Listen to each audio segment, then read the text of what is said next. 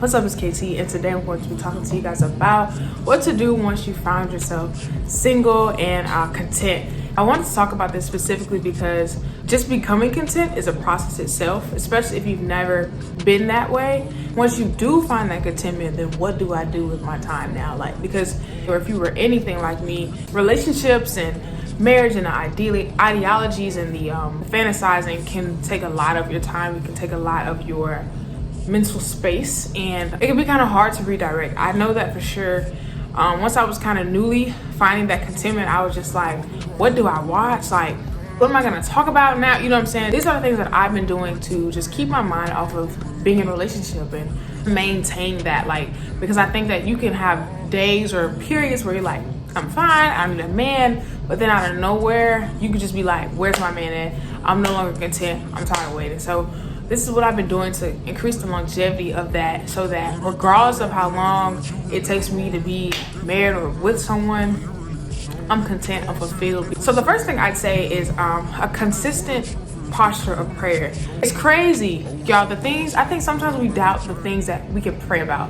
First of all, you have access to the throne regardless of what it is. So if you're struggling with contentment, that's something obviously you need to invite God into. But if you're kind of fearful or just like, how am I going to maintain this because this is a new thing for me, I pray, I'll be like, God, help me maintain my contentment within my singleness. Help me to be okay regardless of how long it takes for me to be in a relationship. Help me to be okay.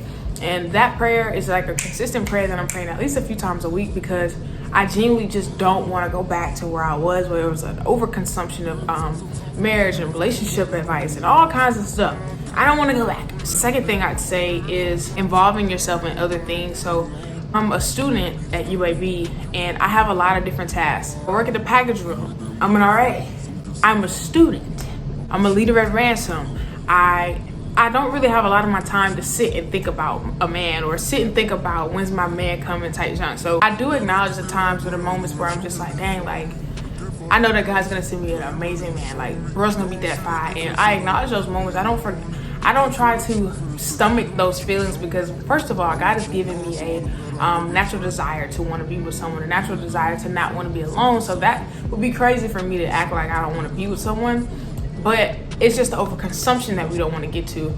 So it's okay to sometimes or seldomly acknowledge those feelings, but you know your limitations, you know what's enough and what's too much. And the fourth thing I'd say is, if you can find someone who can relate to you. I know that building community is a difficult thing. When you do, and if you do have contact with someone who is able to relate to you in that sense, or maybe they were single at one point, or maybe they're single now, or whatever your situation is, try to find someone who can relate to you and someone who's hopefully and prayerfully in the word and spiritually led, so that they can help you get through that process, because more than likely they're going through the same exact thing. So those are the things that I do to maintain my singleness and to just stay focused on God. And the last thing I'd say is just, of course, just being in a constant position of prayer, period. Of course, praying for that, but once you pray about other different things, your mind just isn't always directed to relationship. I think for me, a lot of the times, I would be so consumed with what was going to happen that I would forget that there were other areas that God was moving in my life. Just start thinking about what other things God has done for you. Maybe God has given you a revelation about who your husband is or who your wife is, or He might have just told you that she's going to be married. You don't know who it is. That's okay, that's amazing, that's great, but think about all the other good things that He's done. Think about the other good things that He's shown you, and bask in those. That's what helps me.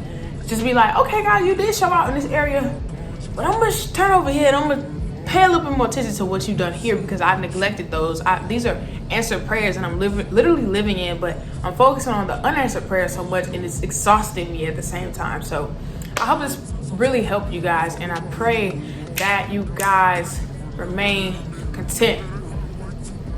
Hey, all right, y'all, that is all I have for you guys. Peace, love.